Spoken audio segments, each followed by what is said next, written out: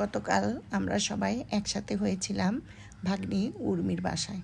ও আমাদের দাওয়াত করেছিল ওর হাতের একটা স্পেশাল রান্না ইনস্ট্যান্ট খিচুড়ি খাওয়ার জন্য। তো চলুন তাহলে দেখি ও এই খিচুড়িটা কিভাবে রান্না করলো। আচ্ছা, প্রথমে হচ্ছে ভাতে কলাইয়ের চাউল সিদ্ধ করে এটা একটু সয়াবিন তেল দিয়ে সিদ্ধ করে এটা ঠান্ডা পানি দিয়ে ঝরাই এটা ঠান্ডা করে রাখছি। তারপরে মসুরের ডাল, চাউলের চেয়ে একটুখানি কম মসুরের ডাল, ওইটাও সিদ্ধ করে ঠান্ডা পানি দিয়ে ঝরাই রাখছি। সাথে আছে ক্যাপসিকাম কাটা, লাল ক্যাপসিকাম থাকলে আপনারা দিতে পারেন, আমি সাথে টমেটো করেছি যোগ। আর এটাতে আছে মুরগির মাংস সিদ্ধ করে এটা আমি ভেজে রেখেছি।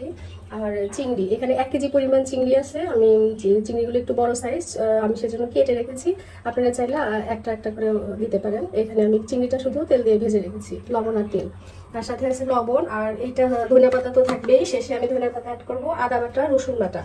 আর থাকবে হচ্ছে টমেটো সস, টেস্টিং সস, এটা অপশনাল, আপনারা দিতেও পারেন না দিতেও পারেন। আর সয়া সস থাকবে, এটা স্বাদের জন্য সয়া সস। আর এইটা হচ্ছে স্পেশাল মশলা, সেইটা হচ্ছে পেঁয়াজ সিদ্ধ করে ব্লেন্ড করা বা বাটা। এটা পেঁয়াজ আমার সিদ্ধ করে আমি এটা ব্লেন্ড করেছি। তো এখন এই মশলাটা আমি কিভাবে রান্না করবো আপনাদের দেখাচ্ছি। আচ্ছা, প্রথমে আমি চুলা জ্বালিয়ে একটা হাঁড়ি বসায় দিলাম। এখন আমি ওই স্পেশাল মশলা, আসলে ইনস্ট্যান্টের যে মেইন হচ্ছে মশলা, আমরা যেভাবে সাধারণ খিচুড়ি রান্না করি সেরকম না, এটা একটু আলাদা। আর এটা আমার শেখা হচ্ছে ফুড ভিলেজ থেকে। আর এখানে কিন্তু আমি পেঁয়াজ ব্যবহার করছি, শুধু সিদ্ধ বাটা পেঁয়াজ, আমি কোনো কাঁচা পেঁয়াজ বা কুচি পেঁয়াজ ব্যবহার করি না। তো এখন আমি তেল দিব, গরম হলে। আর প্রত্যেকটা আইটেম কিন্তু আমি সিদ্ধ করে নিয়েছি, মাংস, তারপরে চিংড়ি মাছ, আমি এগুলো সব কিন্তু ভেজে নিয়েছি। এখানে আমি তেল দিলাম, এখন এই তেলের সাথে আমি পেঁয়াজ বাটা,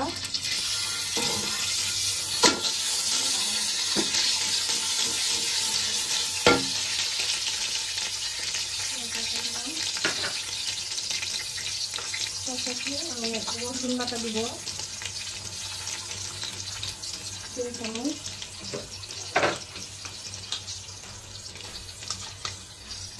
আদা বাটাও দিলাম 3 চামচ,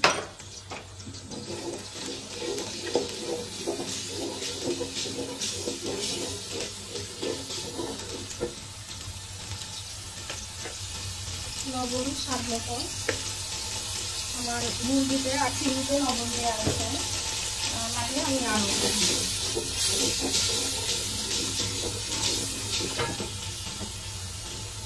এখানে আমি হলুদের গুঁড়া দিলাম 1 চামচ,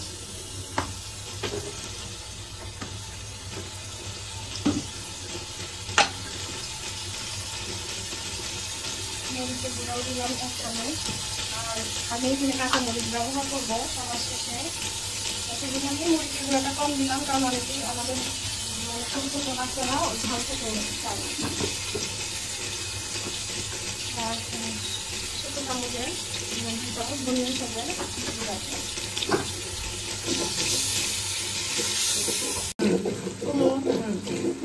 আচ্ছা, আমি এতক্ষণ কিন্তু প্রায় 10 মিনিট, 8 থেকে 10 মিনিট মতো মশলাটা কষাচ্ছি।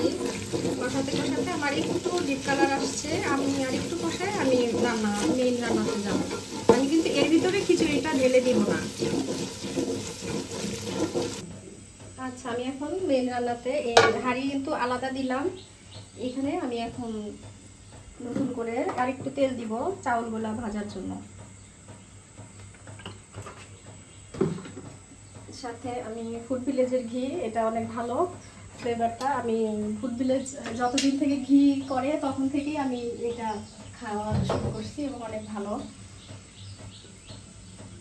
সাথে একটু ঘি দিলাম, নামানোর আগে আমি আরেকটু দিব।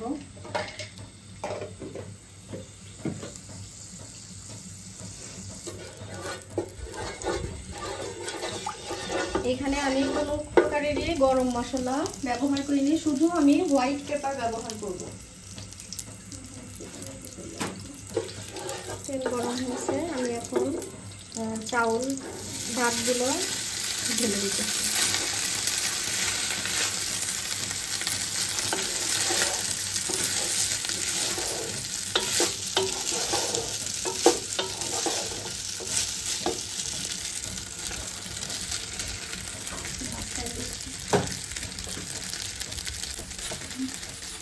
এবার ডালগুলা দিয়ে আমি একটু ভাজবো।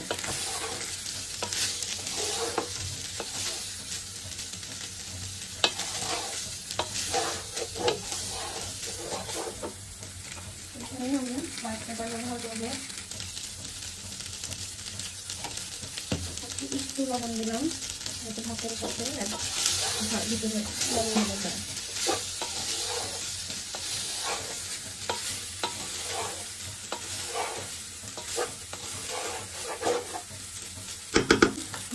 ভাজি মাংসগুলা দিয়ে দিলাম, মাংসগুলা দিয়ে দিয়েছি। এখন আমি চিনিগুলো দিয়ে দিলাম। এখন আমি ভাজবো।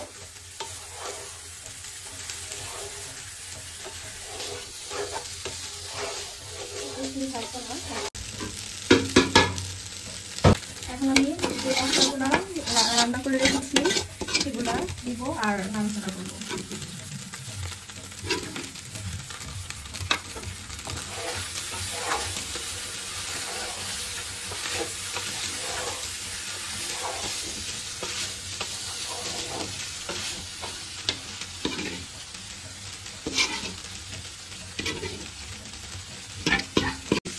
সব মশলাটুকু কিন্তু আমি দিয়ে দিয়েছি, তারপরে এই কালারটা আসছে।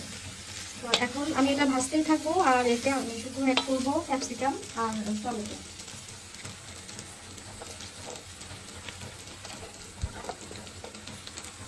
টমেটোটা আর একটু শেষে দিব, কারণ নষ্ট হয়ে যাবে, বলে যাবে, এজন্য একটু শেষে দিব। আর লবণটা কিন্তু পরিমাণ মতো স্বাদ বুঝে লবণ দেবেন।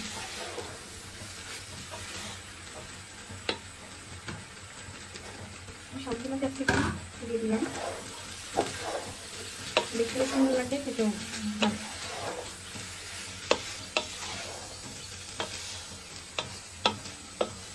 আমি কিন্তু ভাতের চাউলটা ফুল সিদ্ধ করি নাই, একটু একটু চাল থাকা অবস্থায় আমি নামিয়ে ফেলেছিলাম।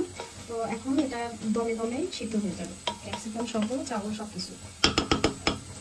আচ্ছা, আমরা একটু দমে রেখেছিলাম, এখন আমরা একটুখানি টেস্টিং সল্ট দিব, যদিও এটা দেওয়া ঠিক না, তবুও আমি একটু স্বাদের জন্য দিলাম। তার সাথে আমি সয়া সস অ্যাড করবো।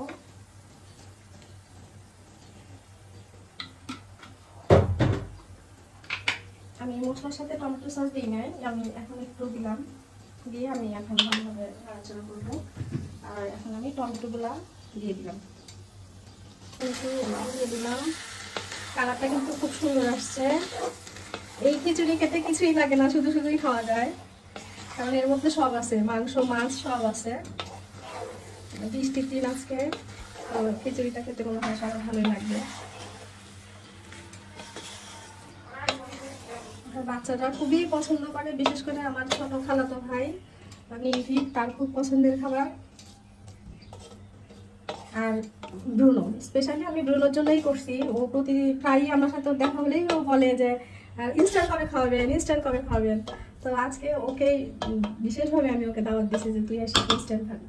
তো আমার রান্না মোটামুটি শেষ, আমি দমে রেখে দিব। এখন আমি এর সাথে ধনে পাতাগুলো দিয়ে দিলাম, আর একবার নাড়াচাড়া করব, করে আমি পরে পরিবেশন করাটা কিভাবে পরিবেশন করতে হয় সেটাও আমি আপনাদের সাথে শেয়ার করব।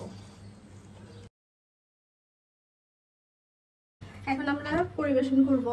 ইনস্ট্যান্ট খিচুড়ি আমার হয়ে গেছে, তো কিভাবে পরিবেশন করব আমি আপনাদের সাথে সেটা শেয়ার করতেছি। আমি এক বাটি করে বানলাম, সুপের বাটির এক বাটি।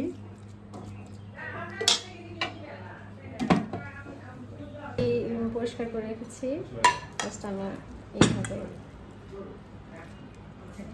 এর সাথে সালাদ,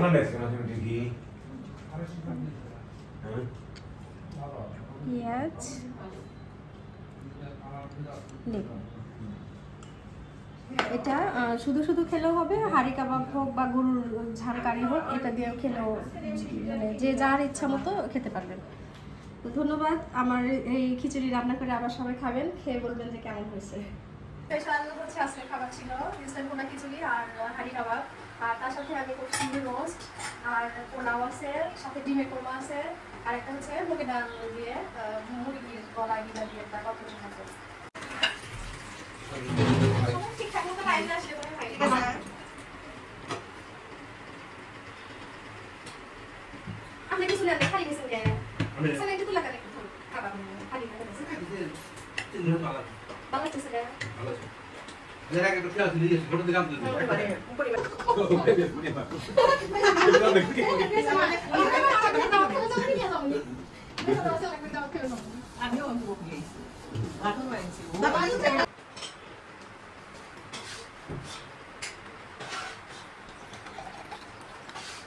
কোনটা তোমার স্পেশাল?